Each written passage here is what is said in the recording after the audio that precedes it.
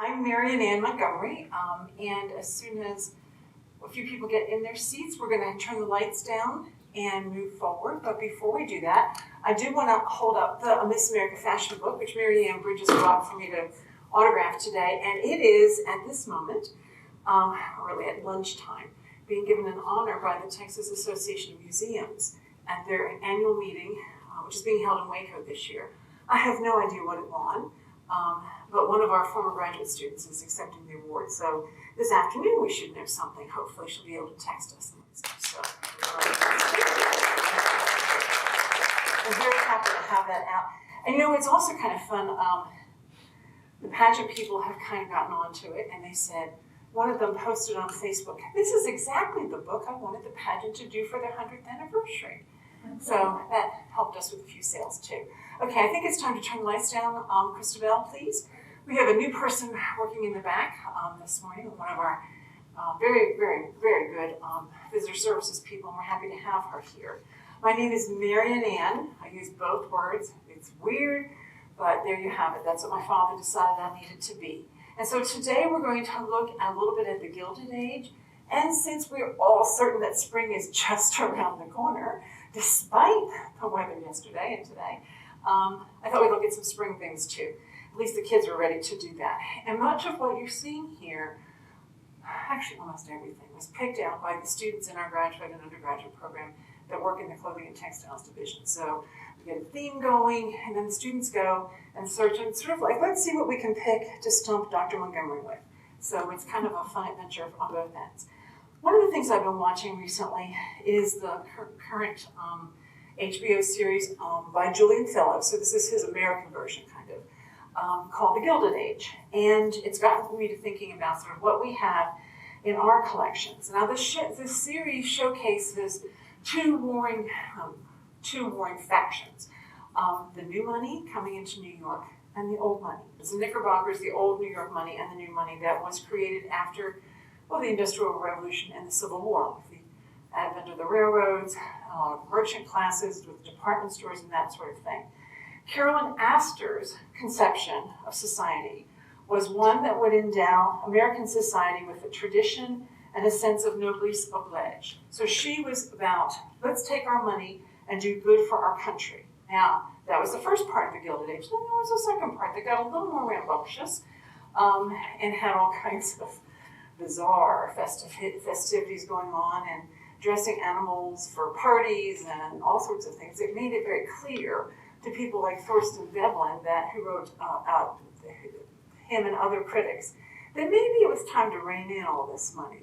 And thus we had our income tax, and maybe sort of how a little snippet of how that all happened. But we're looking now at how Mrs. Astor, who brought her standards from Europe, was imposing them on the wealthiest and most influential citizens in New York. And some of this I'm going to read to you from text that I have found, and others of it is off the cuff, so I'm not going to read a whole lot, but a little bit. But every aspect of life in the Gilded Age was meant to prove the greatness of America. So residences that were beautiful were beautifying their surroundings. Works of art uplifted and were shared with the public. Clothing exhibited evidence of breeding. Jewelry testified to cultured taste and wealth. Dinners demonstrated sophisticated palates, and balls rivaled those of European courts in their refinement. Carolyn Astor intended to declare that the United States had arrived culturally, and she and her circle were intent on leading the nation to these unimagined heights of glory.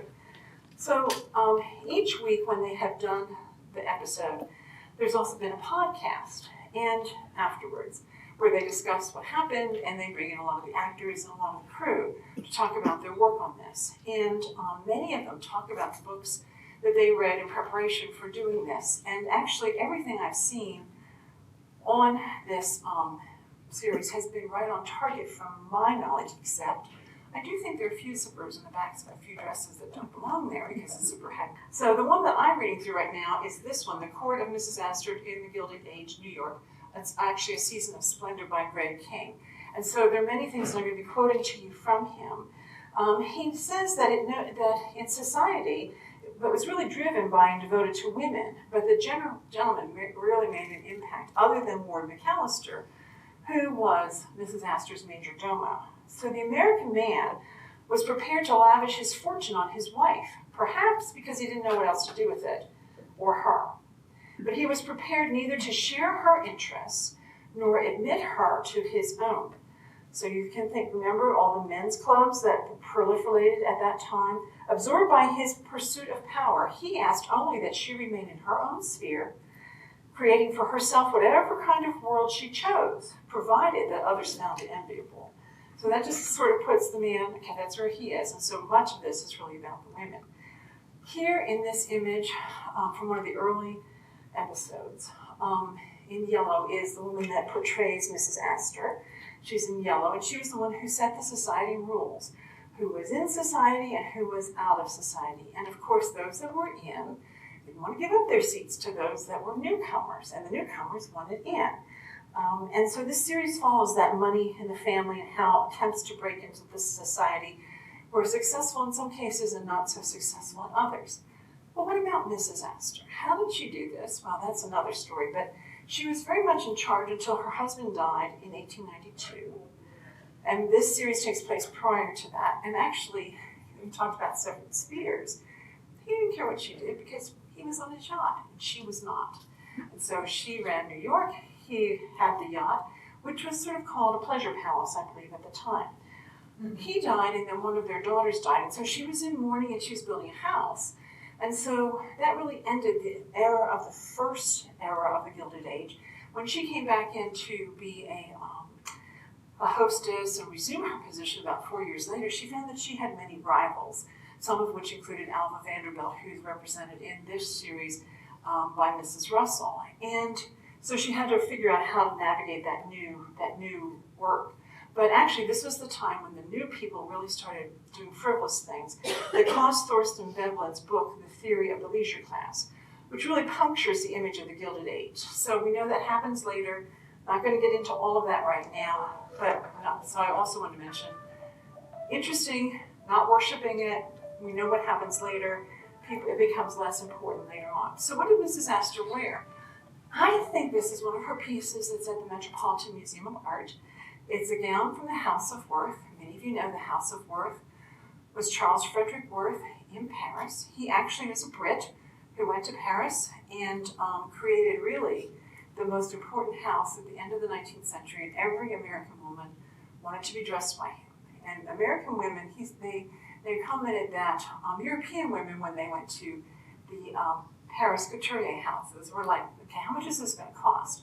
The American women were like, just give me the best, I don't care what it costs, which is an interesting change there. But dressing like a member of the leisure class was not necessarily a leisure activity. Wardrobes offered opportunities to prove one's wealth and taste, to reveal through dignified dress that one belonged to the highest and most refined circles. From morning until night, changes in attire and accessories indicated function and levels of formality. Appearing in something too flashy, adventuresome, or inappropriate immediately labeled the wearer as an outsider. So all kinds of minefields just when it comes to garment. Here, look at the appropriate bustle arrangement in the back. This is for 1887 to 89. Notice the satin bow detail on the sleeve, lots of little details, lots of pressing that has to happen, lots of cleaning, lots of layers to get this woman dressed. Some more details, the front on the right, back on the left.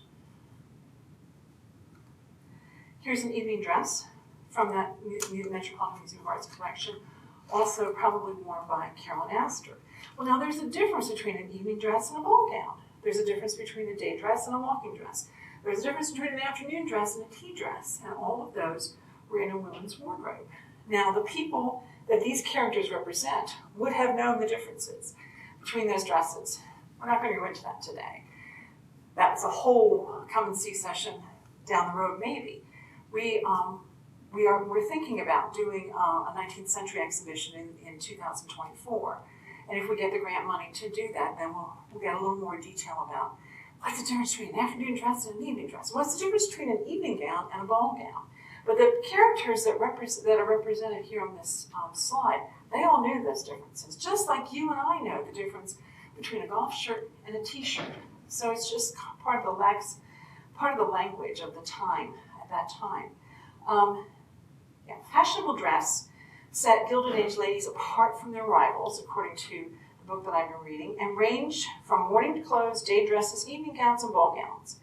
And these women also had specialized wardrobes for the country, for sporting events, as well as clothing worn in the privacy of their boudoir, the privacy of their quiet rooms, their own private rooms.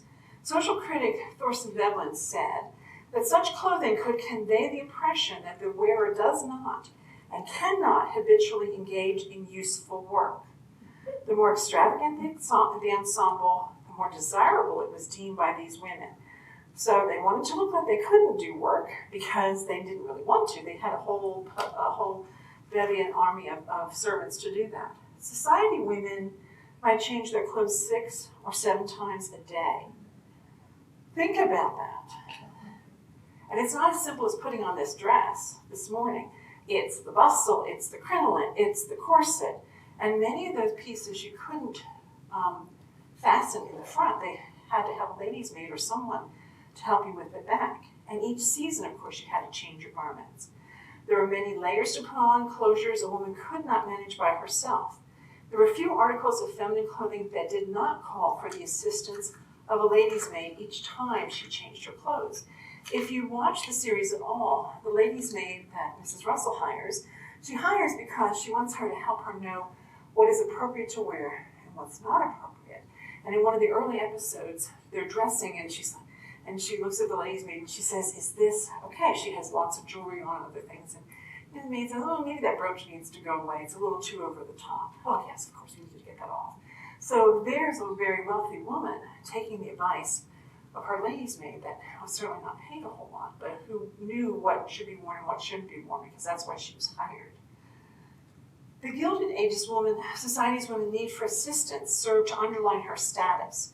The wearing of a lot of huge, expensive, and impractical clothing that required the assistance of others reinforced the idea of leisure and supported the lady's distinct place in the social hierarchy, where even the daily routine of dressing demanded servants.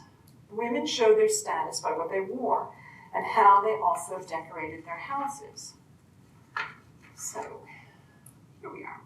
So as I was looking on the internet for lots of different things, it occurred to me to look, as I always, as you know, look at the Metropolitan Museum of Art, and I didn't realize that they had this whole closet in an installation of historic rooms now in the American Wing that is devoted to Arabella Worsham Huntington. Well, who's Arabella Worsham? She's a lovely young lady who comes from Richmond during this, right after the Civil War. She meets a very wealthy gentleman named Collis Huntington, who is as in the railroad magnate, and has some sort of relationship with him, probably a mistress given all the things that happened and that she was able to do with her homes. This is the interior of her home when she's still Arabella Worsham before she marries Huntington. And in the television show, if you're watching it at all, I think Jeannie Tripplehorn, who plays Mrs. Chamberlain, is actually a representative of this person. But so with the financial support of the man in her life, she is able to develop a house that looks like this and has a lot of interesting things in it. I want to show you the house itself. Where is the house? There's the house itself. It's on West 54th Street in New York. It is no longer there because it's been absorbed by the Museum of Modern Art, either as their garden or perhaps now today actually incorporated into the building. Now we're going to go back because I want to show you the house. Make sure I got that all included.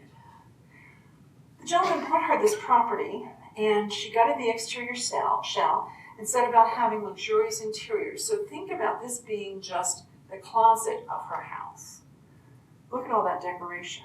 She went to Paris, had her portrait painted. It's now in the collection of the Museum of Fine Arts in San Francisco. And in this closet were lots of different layers. So you can see that we start out with a chemise on the left, a corset in the middle, and bustles there on the right. We do have some bustles in the museum's collection, which are interesting contraptions to think about. And then this is the sort of look that you would achieve from that. Here are some of the things that were in her closet. This is a silver set, a Silver Lady's toilet set, one of which she might have acquired during many of her travels abroad, where she shopped at Europe's most elite emporiums, frequenting Parisian department stores like Bon Marché and smart shops that lined the Burlington Arcade in London. Some of her most substantial expenditures were for large amounts of jewels and pearls from Tiffany and Company and Cartier.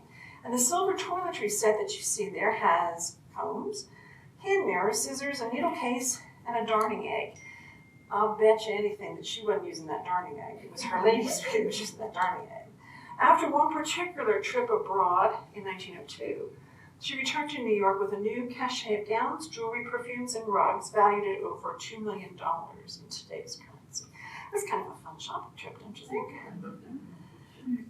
As I mentioned, there's the house at the time, and it survived quite a bit because after she lived there, she married him actually, after his wife died of cancer, and they sold the house with all of its contents to the Rockefellers.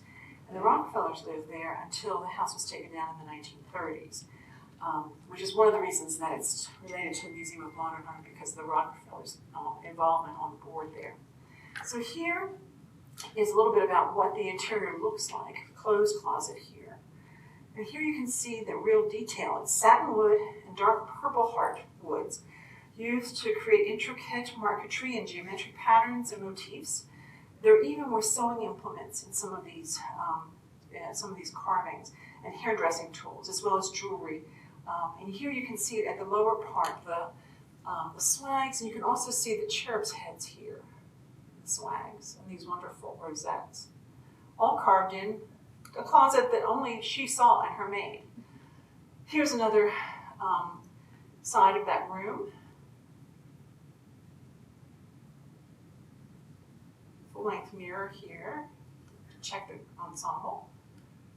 This they call a lavatory. It looks like a sink to me. It's marble set in there. And even the ceiling was decorated in this closet. I believe that this has all been reinstalled at the Metropolitan Museum of Art in their American wing. I haven't been there to see it myself because I haven't been there since COVID, so I haven't checked this out. But so it got me to thinking, what do we have here in our collections? Well, here on the left is a burgundy dress from about the 1890s.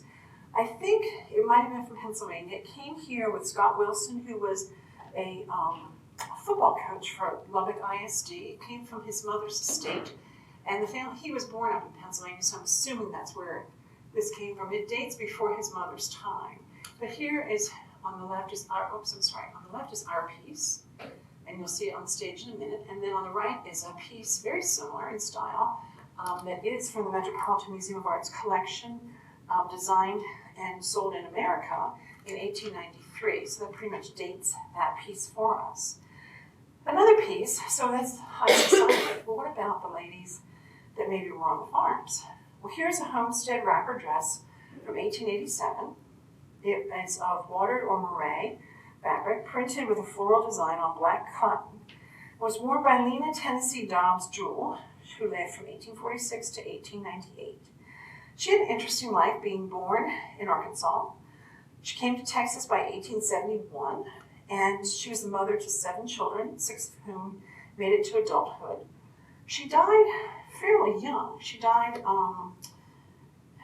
in Texas, I think it was at the age of 50. And her husband outlived her by quite a bit.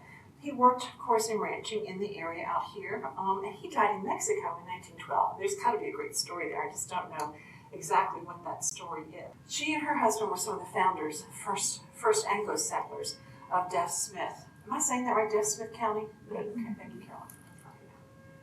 And then here's this wonderful white Irish lace jacket from the end of the 19th century. In the last episode, we also wore a black one, very similar to this. We actually have a black one and another white one in our collection here. And then I wanted to show you one more piece, and this is also an 1890s dress. Now, we don't have them properly bustled out because it's just a weekend exhibit. But if we do an exhibition in 2024, we're going to bring in a conservator to help us properly support them underneath so that they can be out for a whole 6-month exhibition. But look at the interesting details that are so similar. These are very early 1890s dresses. You see how that sleeve is a little poofy, but not really very poofy, because really just in a couple of years, this is where that sleeve is going. It gets much bigger, as you can see. Oops, sorry, over here on the right. It balloons to almost a leg of mutton sleeve later on. Let's go look at these dresses. So to look at them, Victoria's going to come up and help us. And Christabel's going to turn off the lights. I'll turn on the lights a little bit, just a touch, so that Victoria doesn't trip. Let's start with the red one. Can you show the bottom of that? Does this have the train on it? Yes. You can see here that this has a train that goes out to the back. We didn't lower her all the way down because we have to move her around. So the train is a little bit higher. Probably held together in here with hooks and eyes. You can see some of that. And you can see there's a little staining, but beautiful. Cuffs. Now let's look at the homestead dress.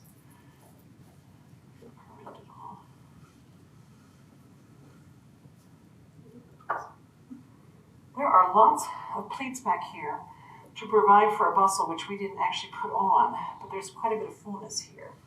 And this is a piece that would have worked well out here in West Texas because it was dark and it didn't show dust. And then show them the exquisite detail on this. Stop. Stop. So they don't get sick. It still looks like you did. Good. Okay. Beautiful workmanship on that. And then let's show them the red. This really turns out to be more of a purple, doesn't it? Show them the wonderful details there in that. There you go. Along with the little lace insert. Stop. Okay, thanks. While we're at it, let's go. Can you wander down to the shoes? Yes.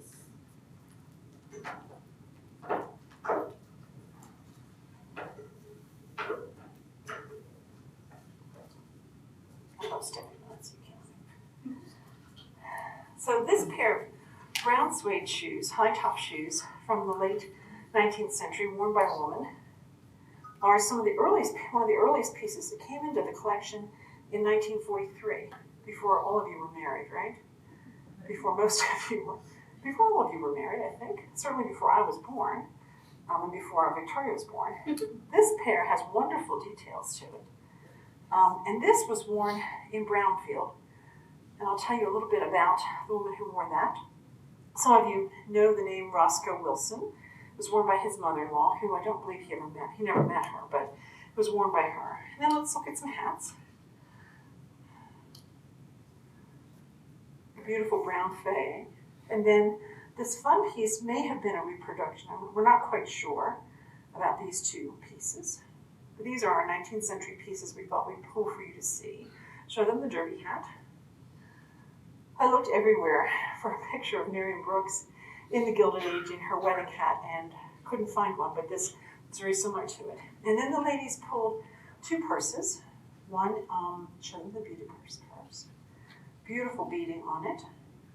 Drawstring to just a little simple nothing. So you didn't keep much in it, but certainly there was no cell phone to weigh it down. And then showed the crochet piece. Can you see these wonderful little doodads on here that sort of jiggled when she moved? Okay, so let's go back to the slides. Thank you, Victoria. Victoria is one of our graduate students, and I get to keep her at least one more year. Without flunking her, I get to keep her at least one more year now. She keeps laughing about that. I have no power over keeping her. So here's a little bit about what we just looked at. As I mentioned, those brown suede boots were some of the first things to come into the collection in 1943. And then I showed you those pretty brown boots that had sort of the cutout in them. These were worn by Anne Elizabeth Hornback Brownfield, Mrs. Marion Virgil. She was born in Missouri in 1855. She got to Texas by 1870. She was married by 1876. And they had 5 children, and she died quite a bit before he did. She died in 1894. but she's from an important family. Here she is with her husband. Here she's shown on the left, and the husband is shown on the right. Their oldest son, Alfred Marion Dick, who there you can see standing there in that picture with his younger brother, he sold the land of the family had over in the Brownfield area to Fort Worth developer Small and Hardin in 1904. And they decided to name the town on the land that he sold to them for him. So that's how Brownfield came to be. This is the family that had that land before it became Brownfield. Mr. Brownfield, her husband, who outlived her, really attributed his success to his morning toddy of whiskey, sugar, and water, which he had every day of his life until his last. He had loaned his bottle to a friend who had diphtheria. Not sure that made a lot of sense, but nevertheless, he loaned it to his friend. So he didn't have his usual toddy in the morning. He drove his car into the gas pump at the gas station and died. He was 75. It was 1929, but nevertheless, that's what they attributed it to. Now, some of you know of Roscoe Wilson. Here is Anne Elizabeth with her daughter, Alice Effie Brownfield Wilson. Alice was very young when her mother died. She was not quite yet 2 when her mother died. And so she and her older sister were sent off to live with family down near Midland. The husband kept the boys, but the girls, because they were so much younger, went off to live with family near Midland. And she ended up married to Roscoe Wilson, who opened his law office here in Lubbock in 1909. He was very active in civic affairs here. As you know, there's a Roscoe Wilson Elementary School. What you might not know is that he was on the team that helped to induce the state to locate Texas Tech here. And he served on their board of directors until his death in 1936. So here's some of those hats that we looked at. How do they compare with pictures, drawings from the same time period? A proper woman didn't go out of the house without a hat on, ever.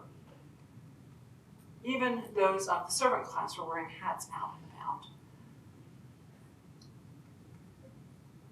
I'm not sure how they managed with the West Texas wind, but they did. And the picture there on the right is a lot of hats designed for sporting events for women. They were a little sportier, didn't have quite so many feathers on them, not so many flowers, that sort of thing. And then, by the time of the Gilded Age, in the late 19th century, some sort of a purse became very important and popular for women because they were more mobile. They weren't staying at home as much. They were going out and about in carriages and walking, and so they needed something to carry their possessions with them. So as you've seen, our pretty little silver one there. And then here's our piece on the left. And you can see how popular those little parts were on there, that sort of, those extra pieces that look like little tiny eggs on them. One question that people have sometimes wondered, well, what did all this clothing cost for women during the Gilded Age? There was a man, a millionaire industrialist, named William Leeds, who once wryly joked that he found it impossible to keep his beautiful wife Nancy to her annual clothing allowance of $40,000, which would be $950,000 in today's money. But think about people like Meghan Markle, Catherine in England, and the clothes that these women have to wear to be out and about.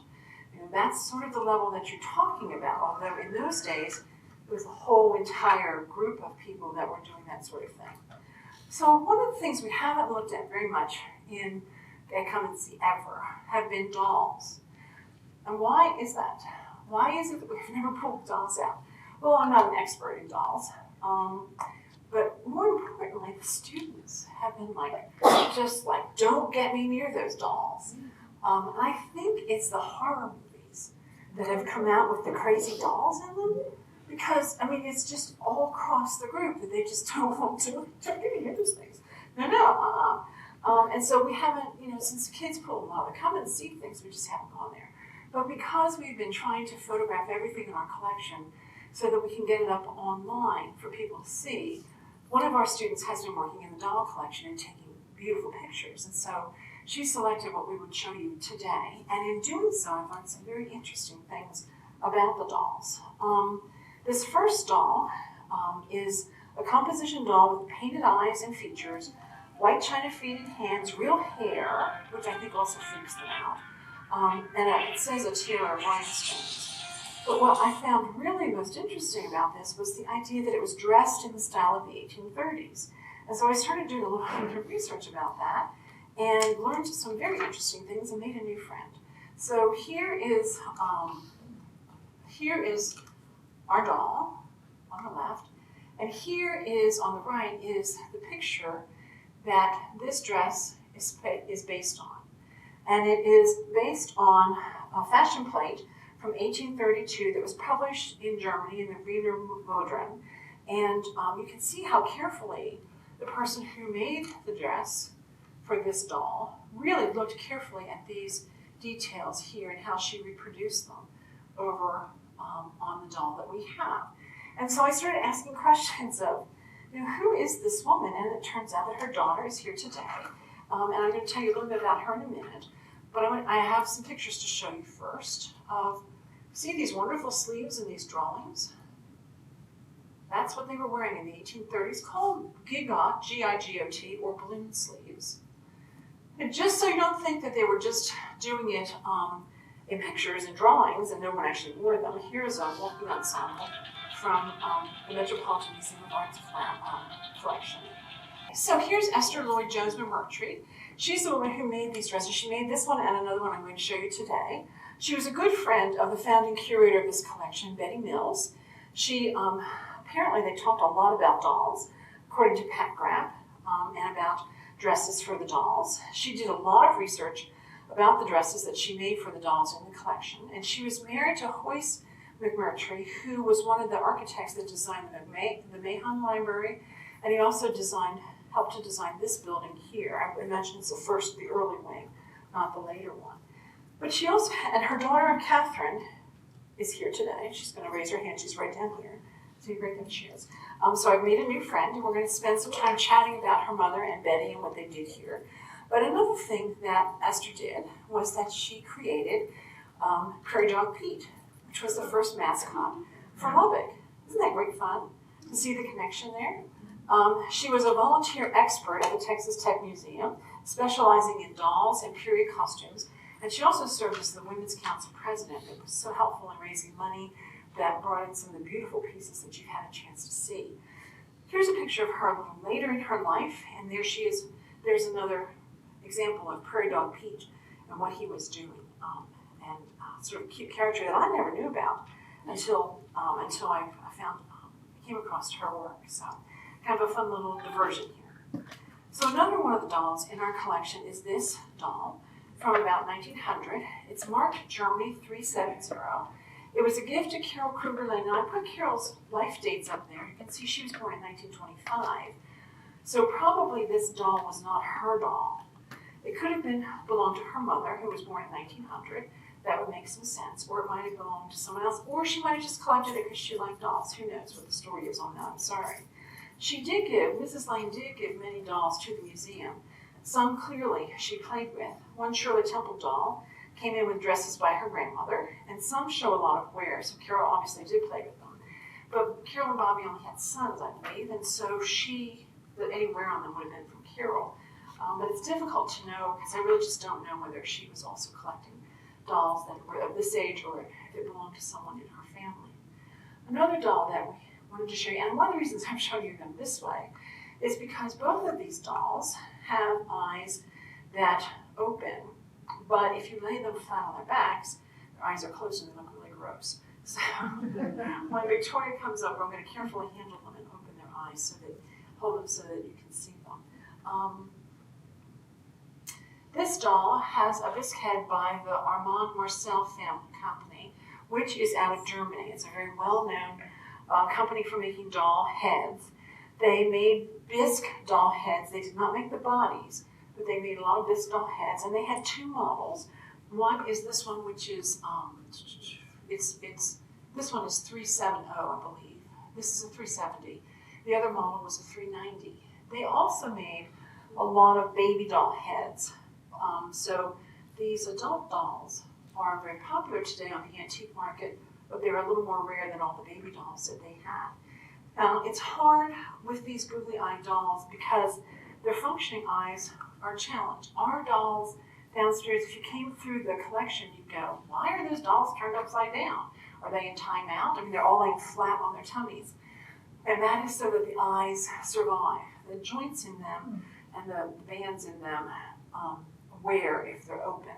And so we have them laying upside down, which helps to preserve them. So here's this doll dressed by Mrs. McMurtry, and here is the example of what she used. I knew you'd want to see them together. I sent the students off looking for this old issue of Bazaar magazine from 1889. Notice Bazaar, October 1889. Remember that date. And you can see how carefully she redid all of the parts of this particular dress. Here's another example of similar dresses from Peterson's in about the same time. So who owned this puppy? Who owned this magazine that had this in here? Well, we come back to our good old friend, Eliza Campbell, Elizabeth Campbell. We've talked about her in here before, but some of you weren't here those days. So I'm going to show you a bunch of pictures about Elizabeth. She was married to a Civil War veteran. Her husband's there, Henry Harrison Campbell. He came out and formed the Matador Ranch, which is where the town of Matador is now. And she married him in 1871. So the copy of the magazine is from 1889. And when she had that magazine, she was the mother of an 8-year-old little boy. Her little boy was the first Anglo child born in Motley County. And she was here in Motley County getting copies of this New York fashion magazine to stay current. Some of you might know the Matador Ranch, and here is their brand, I think. The town of Matador can be fun to go to. If you look and go there, you'll find streets that I think were named for the family. It would have been good if I had done this before, but I'm not. Louise Street here, I believe, is for their daughter. Campbell was part of the family that bought their family, obviously. Somewhere on here, I think, is how Bundy is Eliza's maiden name. And then there's some Harrys on here too, somewhere, I think. And a great Scottish name, Dundee. So the Matador was taken over by Scottish, oh, here's Harry, there's their son. Was taken over by a Scottish consortium, so that's why some of the Scottish names are on there. But here's what the place looked like when Eliza came out. She lived in Fort Worth until she decided to join him here at the new ranch. She rode into Matador in 1880, so that's 9 years before this magazine was published. It's about 300 miles from Fort Worth she had come. She loaded freight for the ranch with her, and when she arrived, she took one look at this dugout and said, no way, I'm not sleeping in that thing. I'm going to sleep in a tent until you build me something. And so they built her a 2-room white house.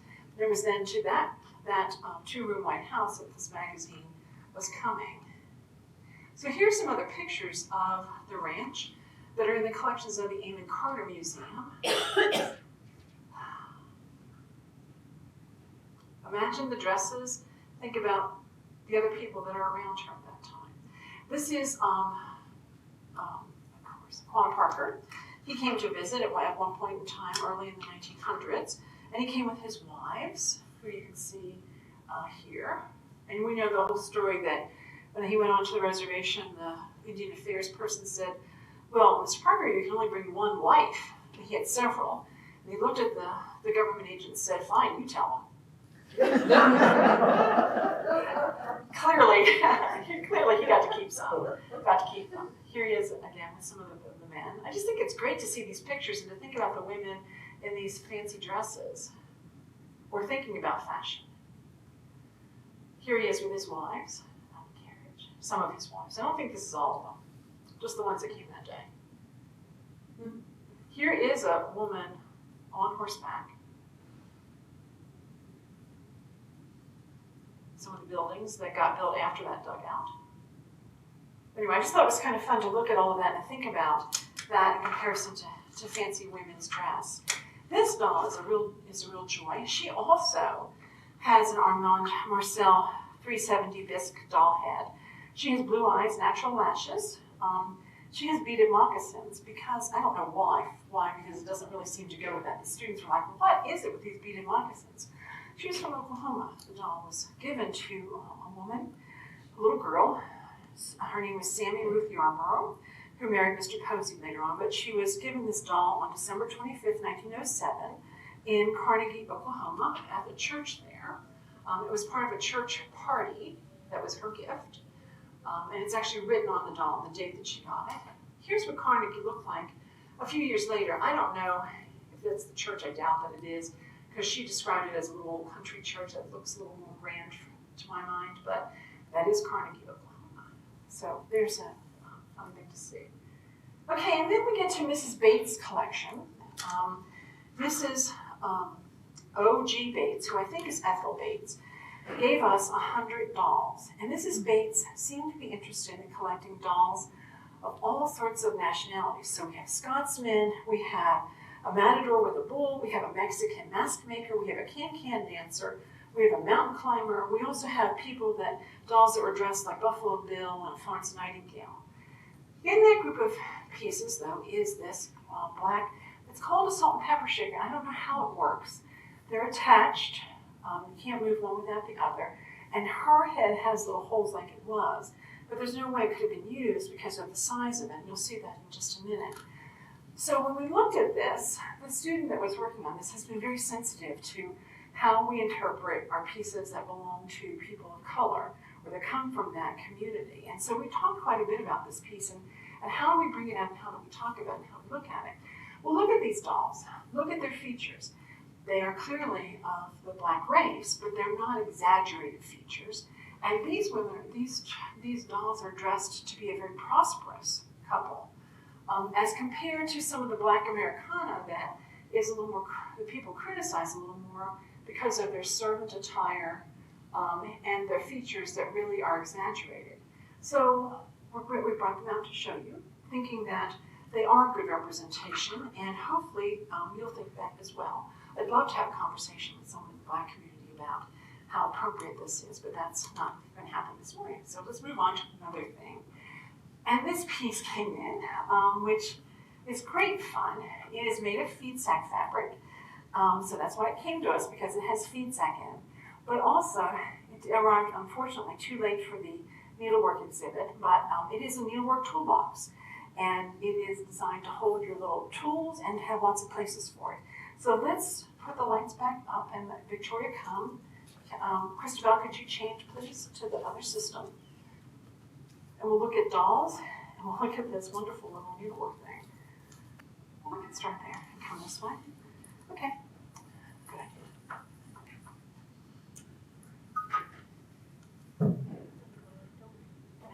Just waiting for it to work. Okay. So here you can see they're kind of attached. You can see her head, but I don't know what's going on with his head, and I don't want to remove the hat because they're telling if it would get lost. But look at how prosperously they're dressed. Great shoes on them, wonderful bouquet of flowers from Mrs. Bates' collection.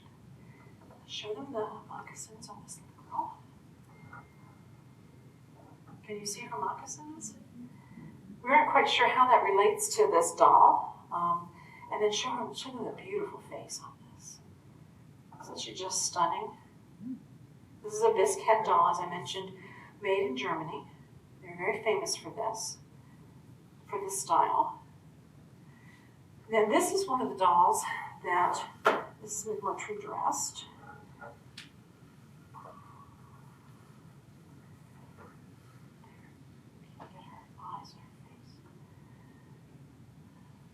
And I'm sorry, I'm going to turn her back upside down because when I laid her right side up, it just kind of freaked me out because of the way the eyes work. If I'm freaked out, you don't need to be freaked out.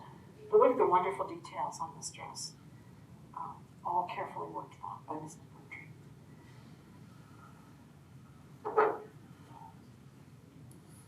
And if you think turning these over is not stressful, let me tell you, I'm terrified that something's going to come off. This was Carol Kruger Lane's.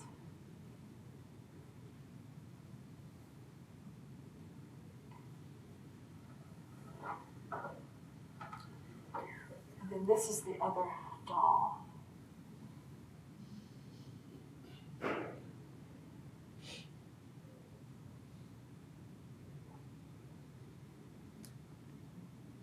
Then we did set out the Harper's Bazaar that Elizabeth Bundy Campbell had in her home.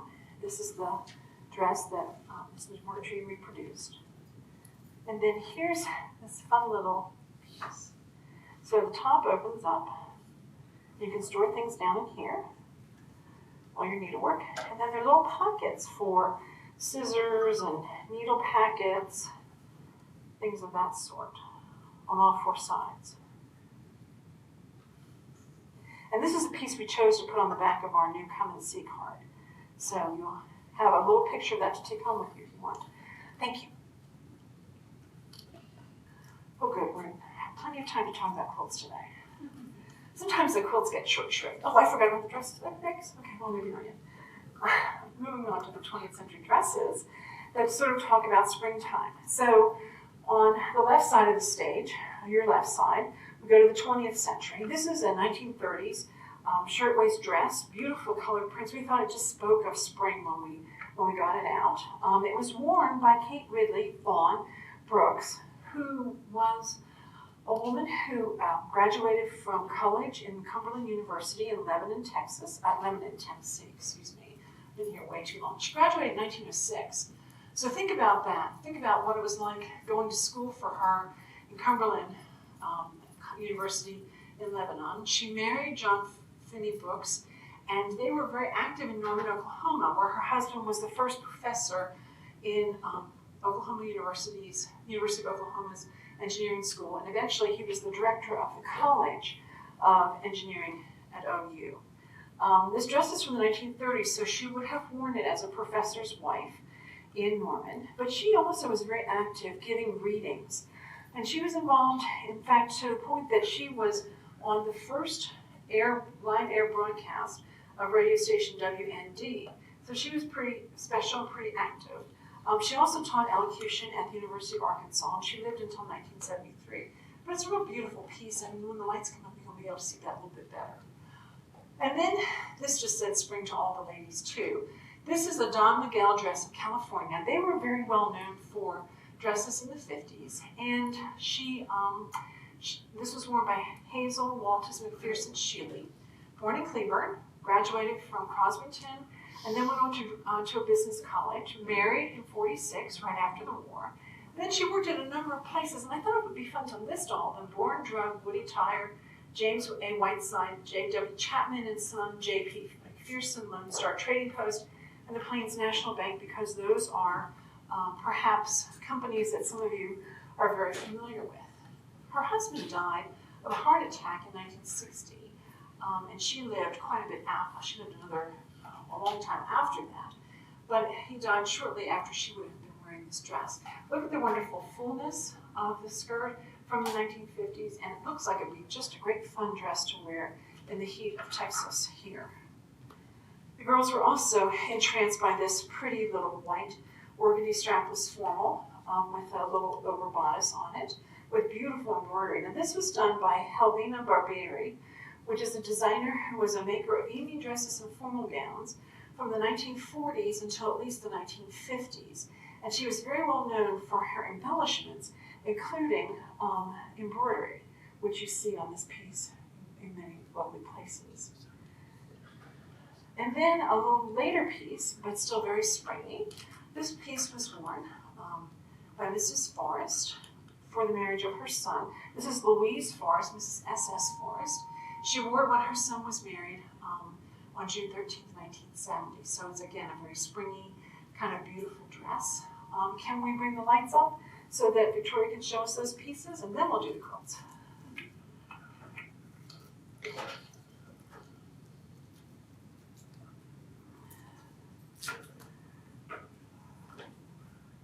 Can we have a little more light up front, or just, never mind.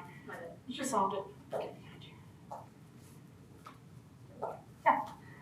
Show them the pretty bow and the pretty fabric, and also show them this fun little pleated scallop attention to this piece. Really very feminine, isn't it?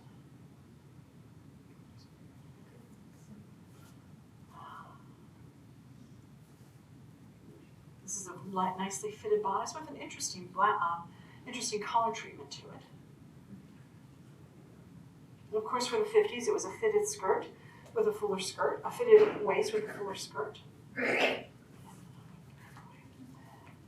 Then she's going to show you the white piece and some of the wonderful embroidery on it.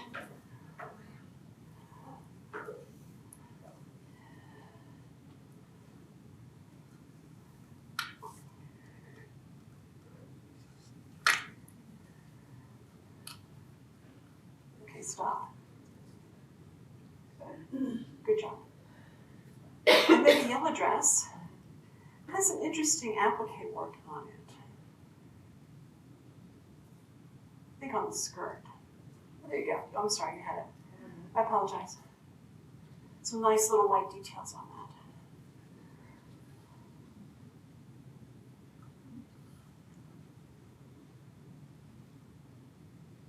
And of course, you are all welcome to come up afterwards and look at everything more closely.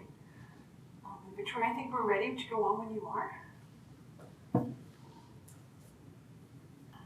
This quilt top that she's going to show you in a second is chock full of names that have been embroidered on it. You can see that the date of 1930 is on there. There we go. And you can see that there are tons and tons of names around here.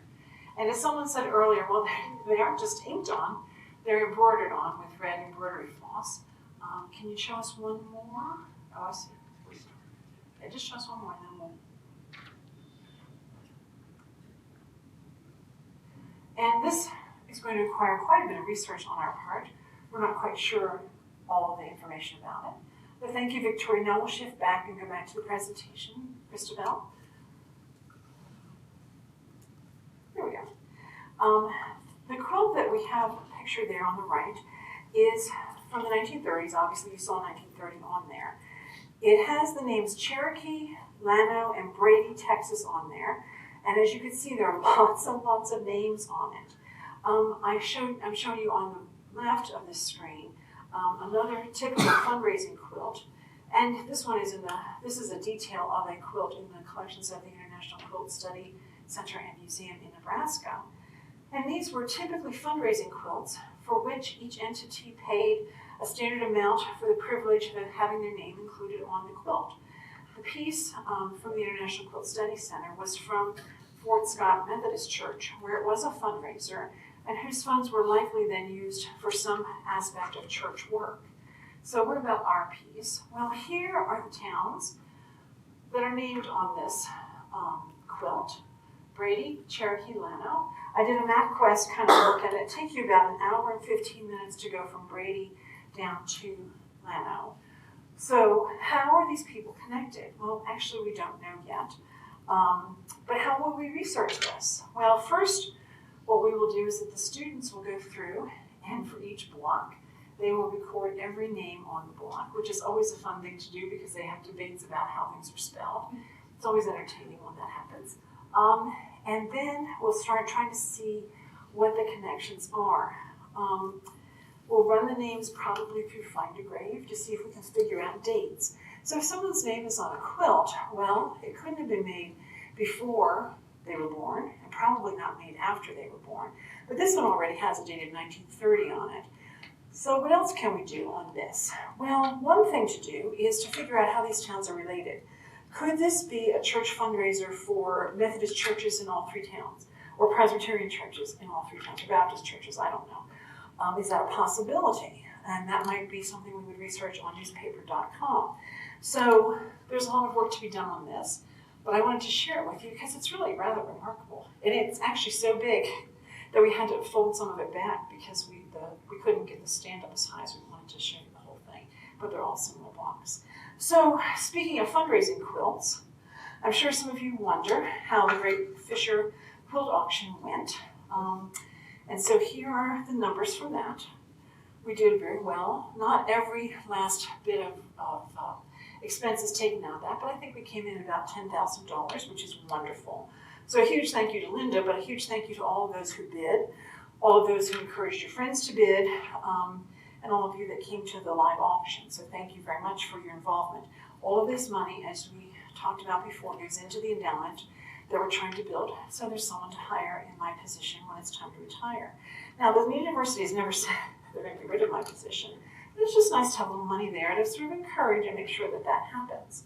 So then I want to talk about the quilt on the stage, which is this wonderful Country Life quilt. We've talked about Ruby Short McKim in the past. You've seen some of her pieces in the past, but this one is very special. It came in, it was made for this little boy that's in this picture, who is Charles Cambler, who was born in 1925 and lived until 1980. When the family first brought it in, it was like, oh, we think it's a 1925 quilt, but in fact, Ruby Short McKim wasn't putting out this pattern until 1930. So I made it just a little bit later, which makes more sense because he would have been a little older in 1930, he would have been 5, and that might be a little more appropriate for a little boy's bed than an infant's bed, in my opinion. I don't know. I wasn't there. Just some thoughts. So you've already seen Ruby McKim's flower garden quilt top, which is here, and you can see how the pattern is very similar. Here's a picket fence. Here's more of a rail fence that you would expect to find on a farm. This you'd expect to find more around the flower garden. The style is very similar. The blocks are similar. The stories they tell are interesting. Here's a picture of Ruby McKim with her daughter and the pattern as you can buy it even today. And here are some of the drawings of the pieces that are on the quilt. I thought you could see them maybe a little more clearly here in the black and white. Ruby McKim studied art under Frank Parsons, who is as in the Parsons School of Design in New York City. And she came back to the Midwest, married McKim. She was Ruby Short then, married McKim. They had a daughter, and she, Mr. and Mrs. McKim began traveling the countryside to promote her patterns. They left the daughter home with his parents and her parents. And when they were writing home to them, she would often include little drawings of animals and other things to entertain her daughter. And that's where some of the sources of some of these images came from originally. When the second child was born, the parents informed them that their traveling days were over, and that's when they started in 1930 their pattern company, Designs Worth Doing, which is how some of these patterns came out to be. And these patterns are made a lot. Here are 2 other variations of this same quilt.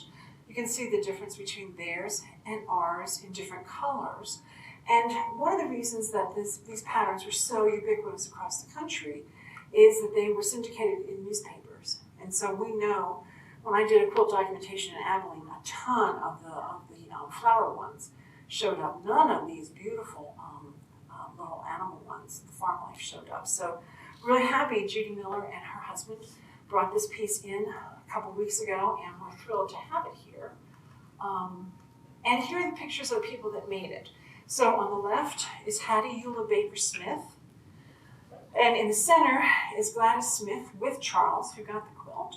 And then here is Ida Lorner Langley Chandler. So these 3 women made this quilt and another one that's in our collection. Not only do we know that they made it, but we know that they made it in a house at 1336 South Caldwell in Dallas. So that's even exciting too for quilt historians who love to nail everything down. And we're thrilled to have these pieces in the museum's collection. This piece on your left on the stage is a snowball quilt. This was given to us by Jackie Driscoll. Her mother was very involved in the Swisher County Historical Society, and her mother bought this piece. This is a picture of her mother on the screen. Her mother was not a quilter. We're not sure where she got the quilt, but it's a beautiful, strong piece. You can see how strong graphically it is. And we know we can date it to the 1860 to 1870 time period because it has what we call on it popping red fabric. And this is research, and that's a name given to it by one of our graduate students, Alyssa Carter Stewart, who did some research to find that the popping on these, which means that the batting is starting to pop through the red, happens because the red fabric was wearing down, because it was one of those that they were trying to figure out a way to make red dye that would be color fast on fabric and that would be vibrant, that was synthetic. Until that time, they could use the cochineal off of the cactus, or they could use red madder, but they were trying to find something synthetic that they could control in the laboratory. And in the process of investigating that, they came up with this red that had a lot of tar in it, and that's what caused the fabric to deteriorate. They eventually moved on to another formula that didn't cause that, but that's one of the ways that we can date this particular piece. And then I want to point out the quilt all the way over on your left, which is a sunflower pattern from the Mountain Mist Pattern Company. Stearns & Foster, which was founded in 1846, was a cotton batting manufacturer, and as part of its marketing program, Stearns & Foster began featuring colorful wrappers on their Mountain Mist batting with quilt blocks on them, beginning in the 1920s. And in 1930, the company began publishing a free quilt pattern on the inside wrapping of their batting. And so you could also then order these, mail order them. And you can see on the screen what the pattern, on the left, sort of the line drawing of this pattern, and then actually an example of that particular piece. There are many of them across the country. This is one that Marcia K. Lackey acquired. She's an appraiser out of Austin, appraiser lecturer. She's also judging Dimmitt, I think, this coming week, judging the Ogallala Quilt Show there. And this is one of the 30 pieces that we hope to exhibit in an exhibition that will open in December. So could we go back to the screen, to the video camera? Christabel, can you shift us, please? Thank you. And Victoria's going to show you some of the wonderful blocks. There we go. And so this is created, I think, with applique and then with embroidered outlines on it. Not an easy thing to do, but beautifully done. There's an owl. And what is that on the right? Oh, it's a frog. I'm sorry. Duh. I'm so glad you're here to help. The well. Churning butter.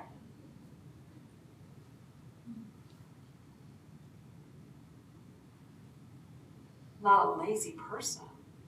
But what is that? It looks like a person leaning against the fence. Okay, keep going.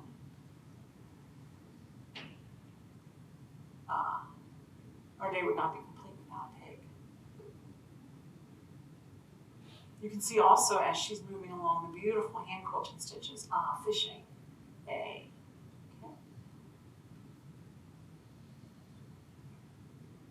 Oh, a scarecrow.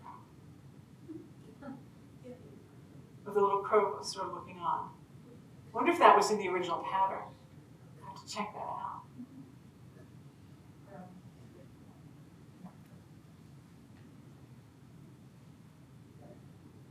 Laundry day.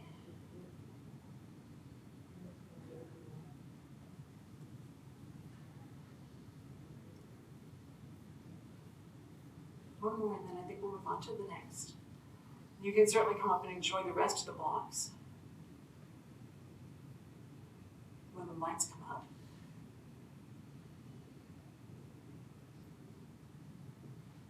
So you can see here what we're calling popping red, where that red is sort of worn a bit.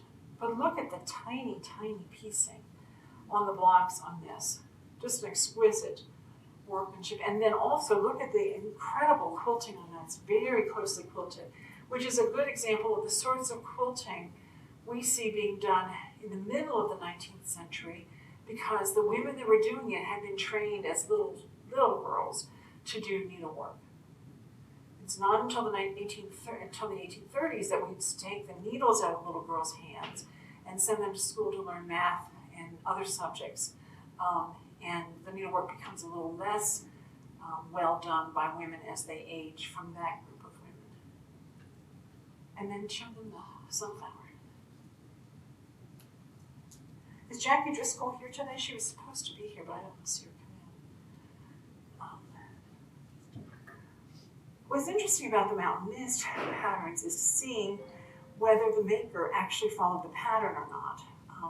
Because they not only gave them all of the pieces, but they told them exactly how to quilt it, which is kind of interesting. Today, most quilting patterns, most patterns are for the blocks that you're going to make. And then the directions say quilt as desired. But with the Mountain Mist patterns, they actually showed them where the pattern should be quilted and how you should do that. And some women did, and some chose not to.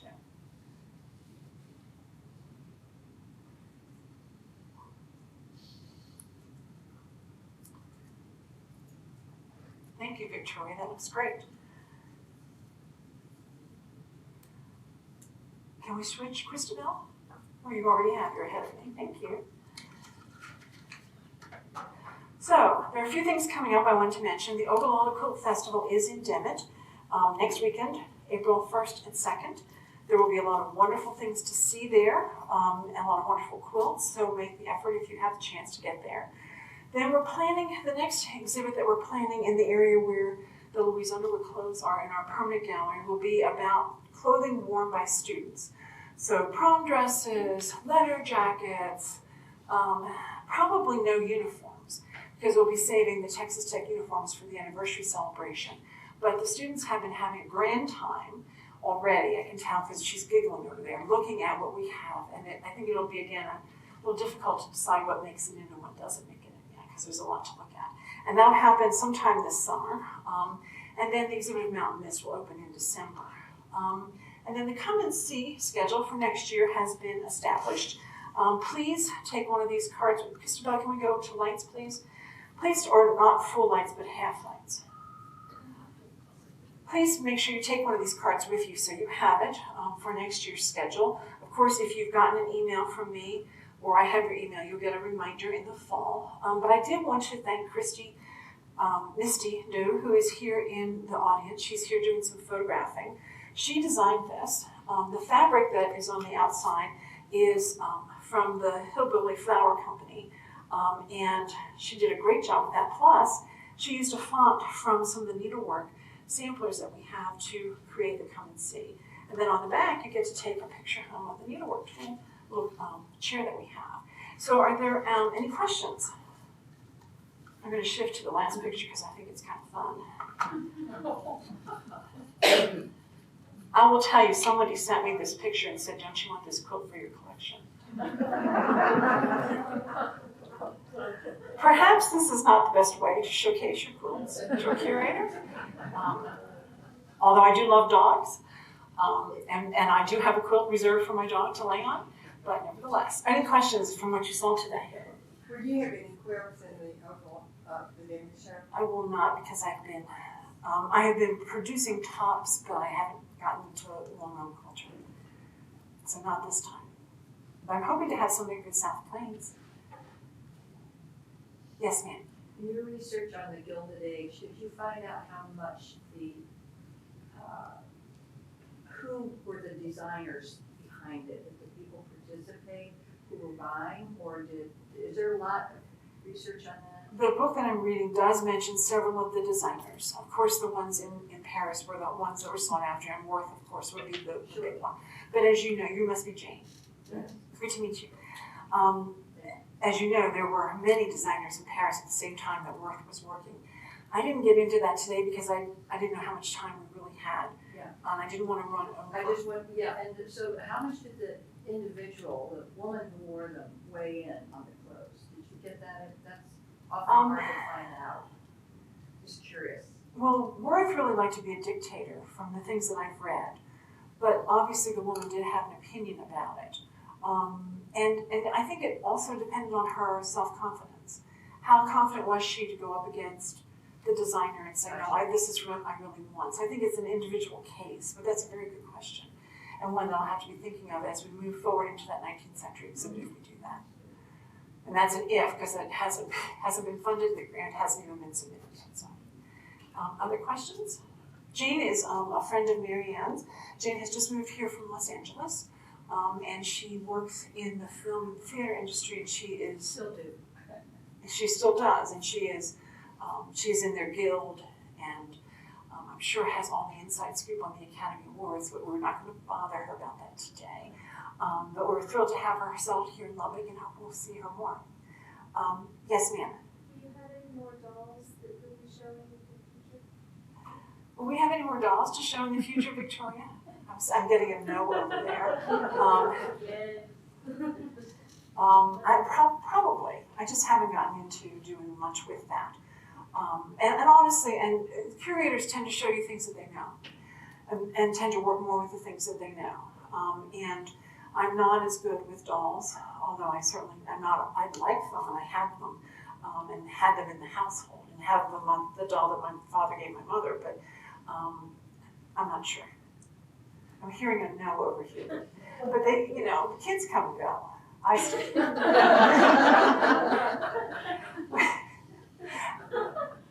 They just reorganized downstairs when I was out of town. And so I can't find anything. And I had to remind them that I've been here for 8 years and they've been here for 8 months. You know? And I still have to be able to find things. And so she's giggling. She's going to give me a tour on Monday. I'll find it all then. Anything else? Thank you for coming today. Please come and look. There are some gloves up top that we forgot to set out. They're on that cart that you can grab if you feel like you have to touch something. And I hope to see you all in the fall. Thank you.